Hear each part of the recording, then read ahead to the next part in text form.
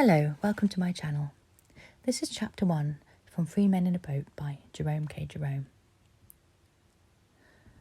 There were 4 of us, George and William Samuel Harris and myself and Montmorency. We were sitting in my room smoking and talking about how bad we were. Bad from a medical point of view, I mean, of course.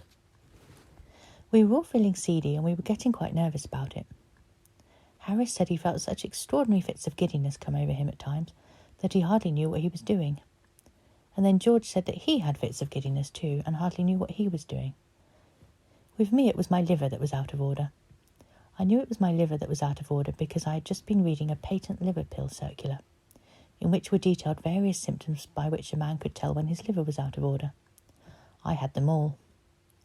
It is a most extraordinary thing, but I never read a patent medicine advertisement without being impelled to the conclusion that I am suffering from a particular disease therein dealt with in its most virulent form. The diagnosis seems in every case to correspond exactly with all the sensations that I have ever felt. I remember going to the British Museum one day to read up the treatment for some slight ailment of which I had a touch. Hay fever, I fancy it was. I got down the book and read all I came to read, and then, in an unthinking moment, I idly turned the leaves and began to indolently study diseases generally.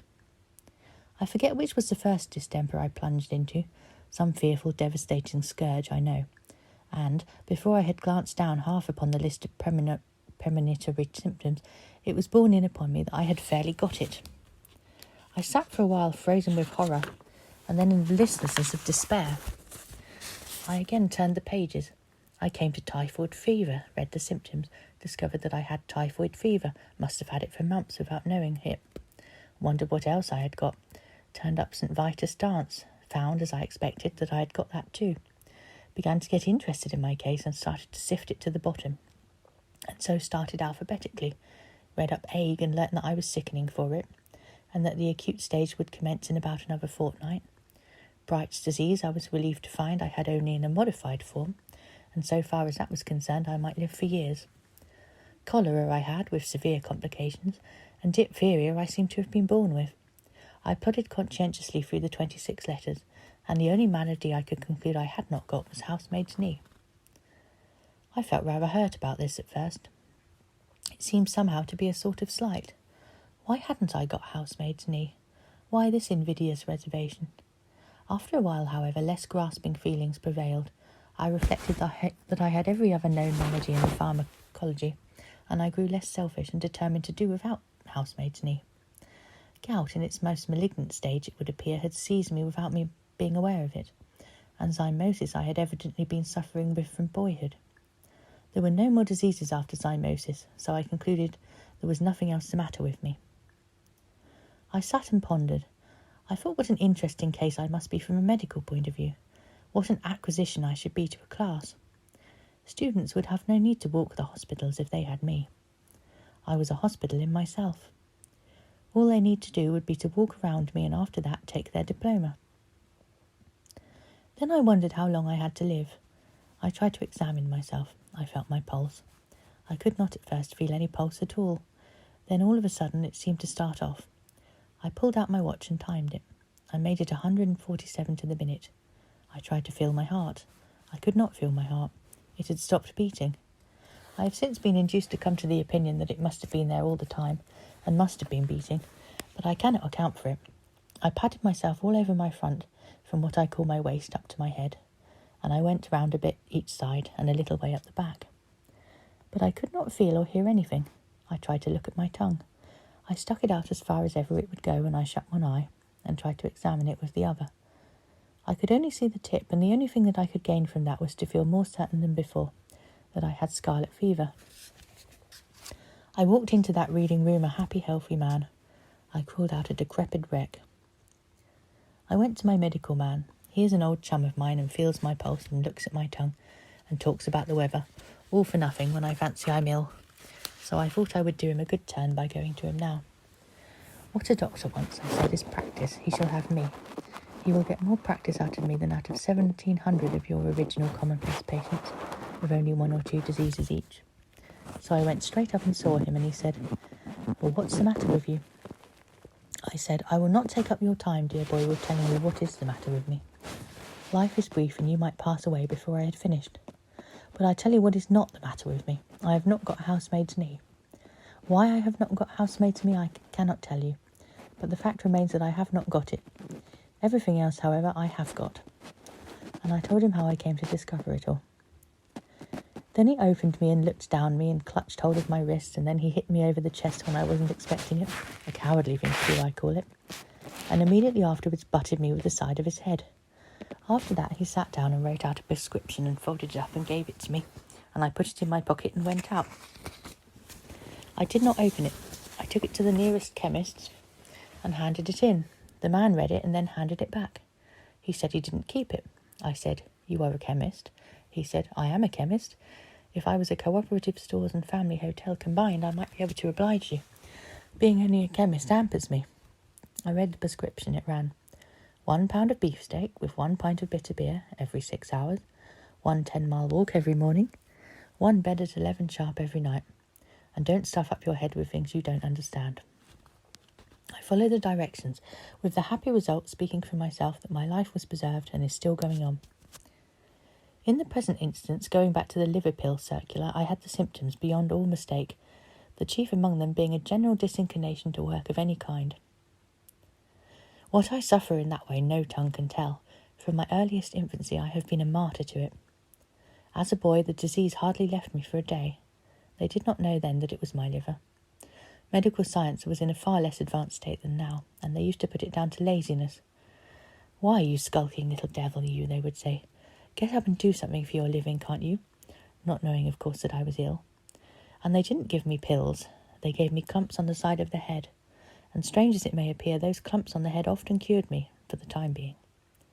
I have known one clump on the head have more effect upon my liver, and make me feel more anxious to go straight away then and there, and do what was wanted to be done, without further loss of time, than a whole box of pills does now. You know, it often is so. Those simple old-fashioned remedies are sometimes more efficacious than all the dispensary stuff. We sat there for half an hour describing to each other our maladies. I explained to George and William Harris how I felt when I got up in the morning, and William Harris told us how he felt when he went to bed, and George stood on the hearthrug and gave us a clever and powerful piece of acting, illustrative of how he felt in the night. George fancies he is ill, but there's never anything really the matter with him, you know.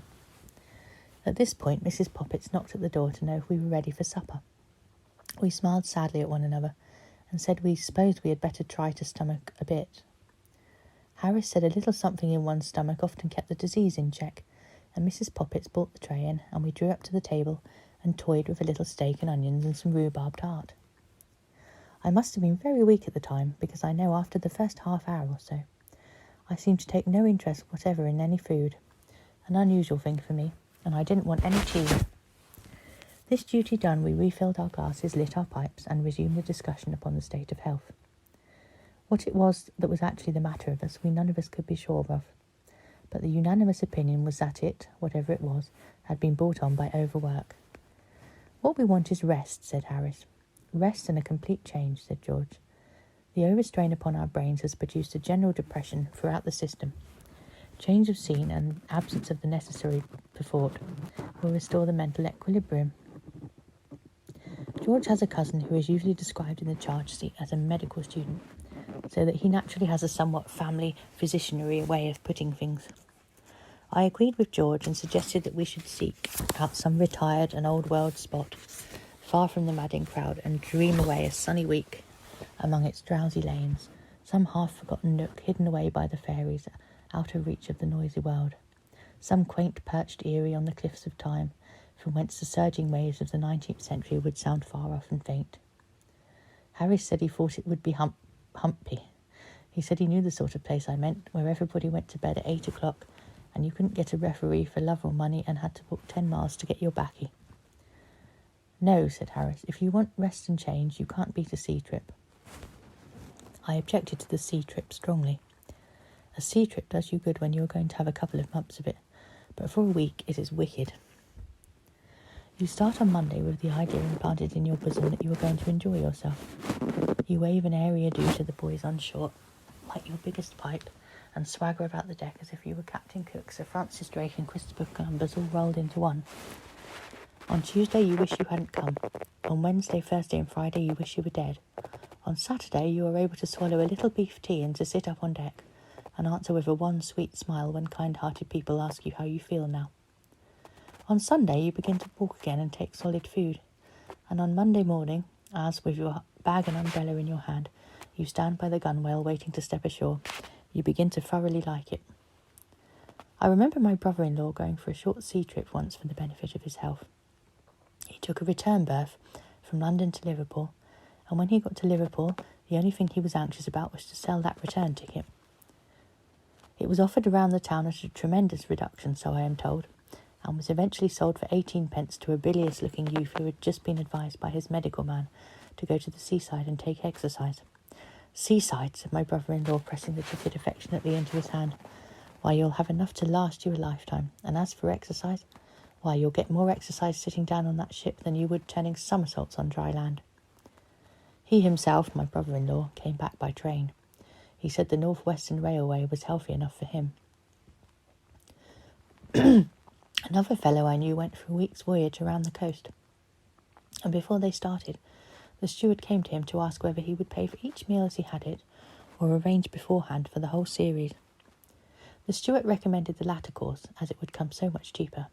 He said they would do him for the whole week at £2.5. He said breakfast there would be fish, followed by a grill. Lunch was at 1 and consisted of 4 courses. Dinner at 6, soup, fish, entree, joint, poultry, salad, sweets, cheese, and dessert, and a light meat supper at 10. My friend thought he would close on the £2.5 job. He is a hearty eater, and did so. Lunch came just as they were off Sheerness. He didn't feel so hungry as he thought he should, and so contented himself with a bit of boiled beef and some strawberries and cream. He pondered a good deal during the afternoon, and at one time it seemed to him that he had been eating nothing but boiled beef for weeks, and at other times it seems that he must have been living on strawberries and cream for years. Neither the beef nor the strawberries and cream seemed happy either. He seemed discontented like. At 6 they came and told him dinner was ready. The announcement aroused no enthusiasm within him, but he felt that there was some of that £2.5 to be worked off, and he held onto the ropes and things and went down. A pleasant odour of onions and hot ham mixed with fried fish and greens greeted him at the bottom of the ladder. And then the steward came up with an oily smile and said, "What can I get you, sir?" "Get me out of this," was the feeble reply. And they ran him up quick and propped him up over to leeward and left him.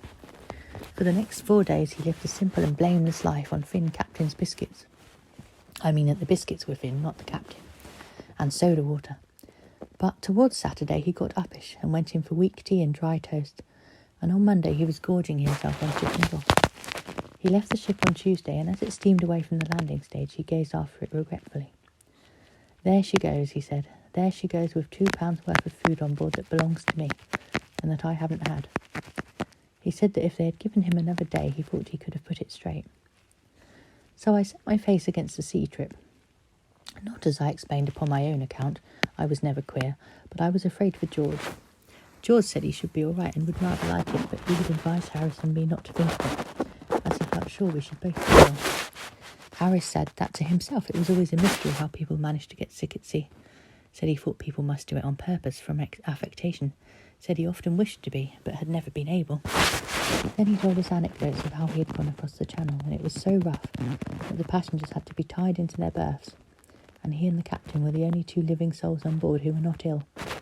Sometimes it was only him and the second mate who were not ill, but it was generally he and one other man. If not he and another man, then it was he by himself. It is a curious fact, but nobody ever is seasick on land. At sea you come across plenty of people, very bad indeed, whole boatloads of them, but I never met a man yet on land who had ever known at all what it was to be seasick. Where the thousands upon thousands of bad sailors that swarm in every ship hide themselves when they are on land is a mystery. If most men were like a fellow I saw on the Yarmouth boat one day, I could account for the seeming enigma easily enough.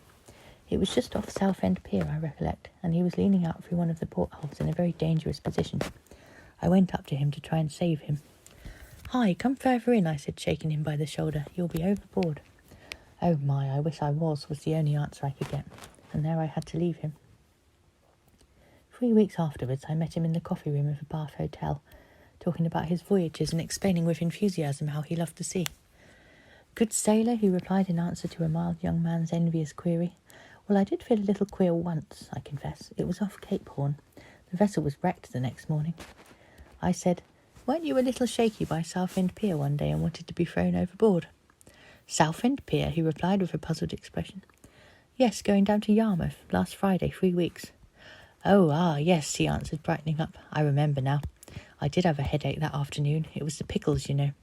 They were the most disgraceful pickles I ever tasted in a respectable boat. Did you have any? For myself, I have discovered an excellent preventative against seasickness in balancing myself. You stand in the centre of the deck, and as the ship heaves and pitches, you move your body about so as to keep it always straight.